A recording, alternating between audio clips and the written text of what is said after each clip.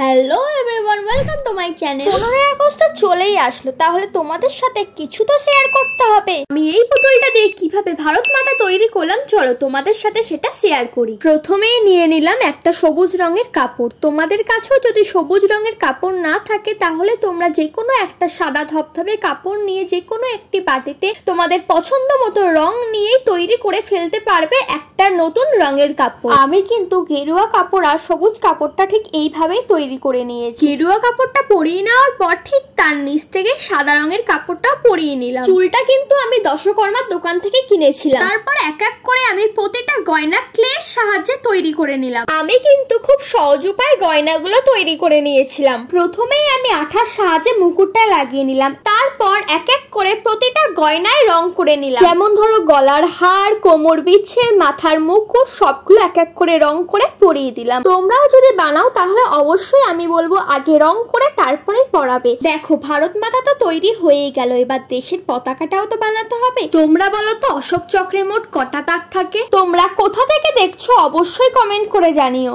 এক হাতে দিয়ে দিলাম ভারতের পতাকা, আরেক হাতে দিয়ে দিলাম ভারতের ছোট্ট একটা ম্যাপ। ব্যাস তৈরি হয়ে গেল আমাদের ভারত মাতা। কেমন হয়েছে অবশ্যই জানিও, আর নেক্সট ভিডিওর জন্য অবশ্যই চ্যানেলটা সাবস্ক্রাইব করে রেখো। ততক্ষণের জন্য সবাই ভালো থেকো, সুস্থ থেকো। সকলের জন্য স্বাধীনতা দিবসের শুভেচ্ছা রইল।